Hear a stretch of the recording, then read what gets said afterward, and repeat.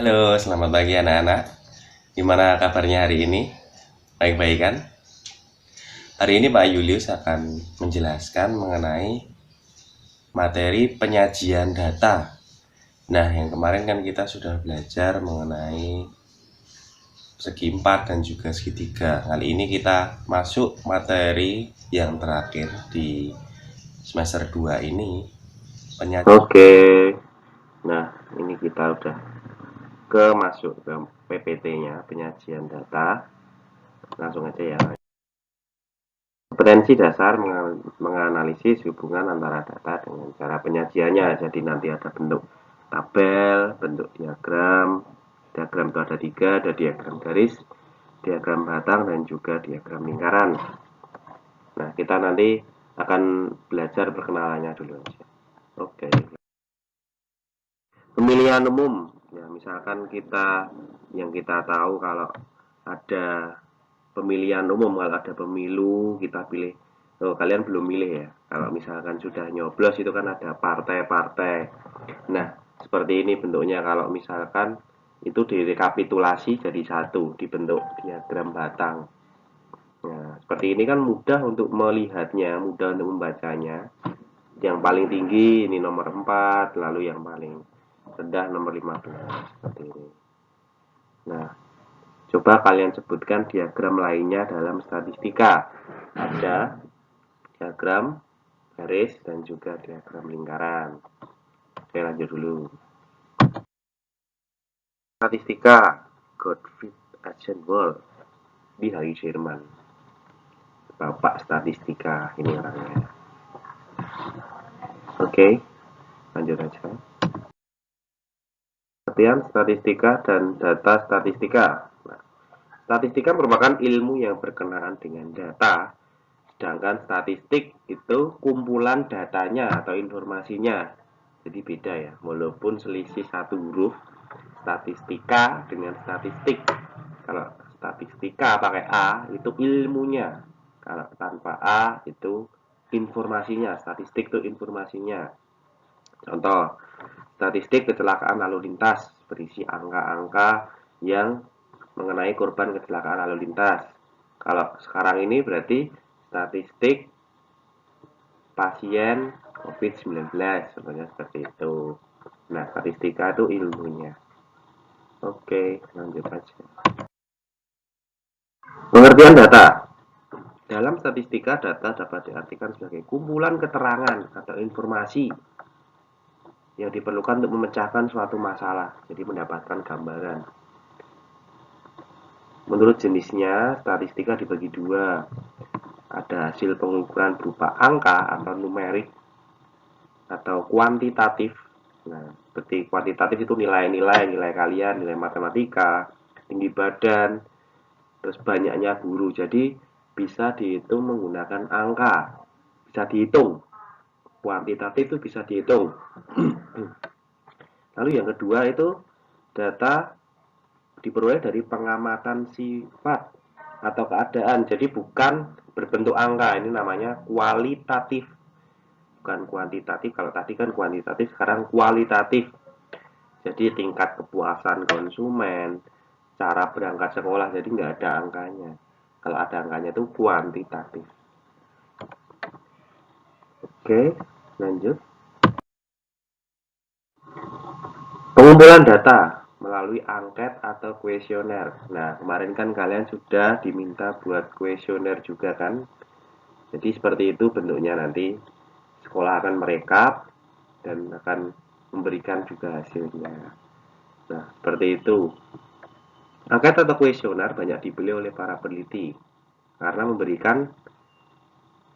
diberikan sekelompok orang agar memberikan respon. Seperti kalian kemarin ditanyai gimana keadaan di rumah, aktivitas di rumah seperti apa, menyenangkan apa enggak, jenuh apa enggak, gitu.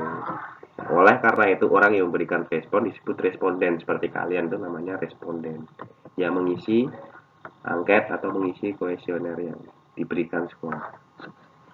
Pada pengumpulan data dengan menggunakan angket, peneliti atau pengumpul data tidak perlu bertatap muka langsung. Jadi seperti kemarin kan tidak perlu bertatap muka, tapi bisa menggunakan form. bisa menggunakan Google Form, itu kan tinggal isi-isi aja. Lalu yang kedua adalah wawancara interview. Nah, ini harus bertatap muka ini. Penggunaan metode wawancara membutuhkan waktu yang cukup lama karena mengajukan pertanyaan secara lisan. Jadi kan buat pertanyaan dulu, nanti ditanyakan bertatap muka, dan perlu juga memberikan pertanyaan yang di luar yang kita tulis. Jadi harus siap dengan jawaban dari responden yang menurut kita sudah beda misalkan. Lalu yang ketiga adalah observasi atau pengamatan.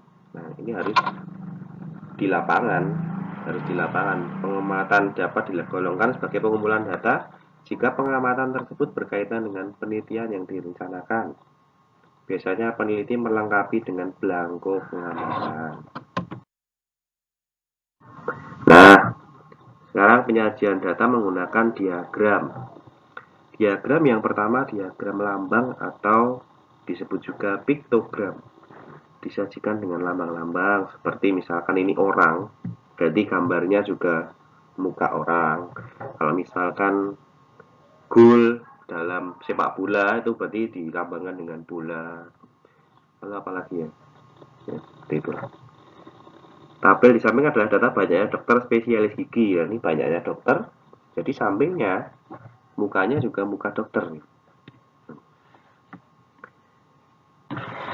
Jawa Barat 350 dokter, DKI Jakarta 600 dokter, dan seterusnya. Dilambangkan, tapi nggak usah tulis semuanya ya, 350 terus nanti tulis 360 tadi nggak usah. Hanya 1, 2, 3, 4, 5, 6, 7. Ini 7 berarti satu kepala, satu gambar itu mewakili 50 dokter. Tuh. Lanjut. Nah, ini mudah nih kalau untuk membacanya diagram ini. Usia.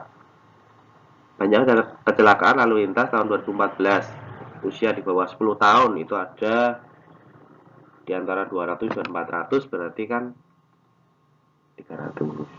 11 sampai 20 itu ada 1000 lebih. Yang paling banyak ini di usia 21 sampai 30 tahun itu 1400 lebih. Itu kan bacanya enak kalau dibentuk diagram batang. Terus diagram yang kedua. Nah, ini contoh soalnya. Gambar di samping menunjukkan diagram batang dari hasil ulangan matematika sekelompok siswa. Berapa nilai yang paling banyak? Kan mudah kan? Dilihat aja nilainya. Berapa? 85. Berarti yang batangnya paling tinggi.